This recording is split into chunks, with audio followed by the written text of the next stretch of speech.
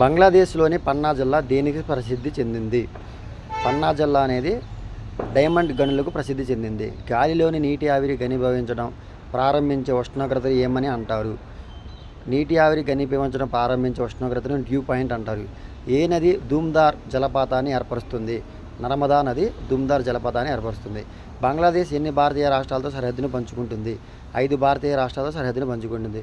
America సంయుక్త రాష్ట్రాలు మరియు Mexico మధ్య సరిహద్దులో ఉన్న నది ఏది? Rio grand. ఏ ప్రధాన భారతీయ పంటలలో ఏది అధిక ఉష్ణోగ్రత 25 డిగ్రీల సెల్సియస్ కంటే ఎక్కువ మరియు అధిక తేమ అవసరం? వరి పంటకు 25 డిగ్రీల సెల్సియస్ కంటే ఎక్కువ తేమ అవసరం. అట్లాస్ పర్వతాలు ఏ ఖండంలో ఉన్నాయి? ఆఫ్రికా. భూమిపై అత్యంత పొడిగా ఉన్న ఎడారి ఏది? అటాకామా ఎడారి. మెక్మోహన్ రేఖ అనేది చైనా మరియు భారతీయ ఏ రాష్ట్రాన్ని మధ్య వేరు చేస్తుందంటే అరుణాచల్ ప్రదేశ్ రాష్ట్రాన్ని. 2011 జనాభా లెక్కల ప్రకారం ఏ భారతీయ రాష్ట్రంలో తక్కువ జనాభాని కలిగి ఉన్న భారతీయ రాష్ట్రం ఏది? సిక్కిం రాష్ట్ర జనాభా అన్నిటికంటే తక్కువ. భారతదేశంలోనే మున్సిపల్ కౌన్సిలర్లు ఎన్ని సంవత్సరాలకు ఎన్నికవుతారు? 5 సంవత్సరాలకు. ఏ చట్టం సిక్కులు, భారతీయ క్రైస్తవులు, ఆంగ్లో ఇండియన్లు మరియు యూరోపియన్లకు మత ప్రాతినిధ్యాన్ని సూత్రాన్ని విస్తరించింది? భారత ప్రభుత్వ చట్టం 1919. మాంటంగి చెమ్స్ఫోర్డ్ సంస్కరణను కూడా అంటారు. భారతదేశంలో ఈశాన్య ఋతుపవనాల ఏర్పాటుకు క్రింది వాటిలో ఏది కారణం? బంగాళాఖాత అల్పపీడన వ్యవస్థ.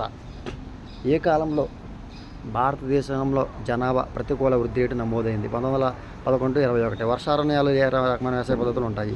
కత్తిరించి కాల్చే పద్ధతి. గోల్డెన్ ఫైబర్ విప్లవం దేనికి సంబంధించిందంటే జూట్, జనపనారకు సంబంధించింది. భారతదేశానికి చివరి గవర్నర్ జనరల్ ఎవరు? సి రాజగోపాలాచారి.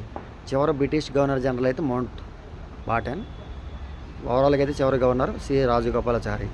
చల్లటి సైబీరియన్ గాలులు భారతదేశంలోకి ప్రవేశించకుండా నిరోధించే పర్వత శ్రేణి ఏది? హిమాలయ పర్వతాలు. భారతీయ విద్యా భావనను నొక్కి చెప్పిన ఉద్యమం ఏది? స్వదేశీ ఉద్యమం. భారత రాజ్యాంగంలోని ఆర్టికల్ 30 దేనిని వివరిస్తుంది? విద్యాసంస్థలను స్థాపించి నిర్వహించే మైనారిటీ హక్కు గురించి వివరిస్తుంది. గంగోత్రి హిమానీ నదం ఏ రాష్ట్రంలో ఉంది? ఇది ఉత్తరాఖండ్ రాష్ట్రంలో ఉంది. విప్లవ సంఘం అభినవ భారత్ 1904లో ఎక్కడ స్థాపించబడింది? మహారాష్ట్రలో. డ్రాఫ్టింగ్ కమిటీని ధిక్కరిస్తూ డ్రిఫ్టింగ్ కమిటీ అనే కొత్త పదంతో సంబోధించినది ఎవరు?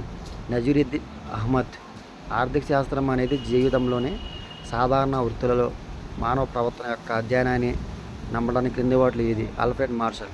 బిపిన్ చంద్రపాణి డ్యాస్ని కూడా అంటారు విప్లవాత్మక ఆలోచన పితామహుడు. Please subscribe my channel and share. Thank you friends.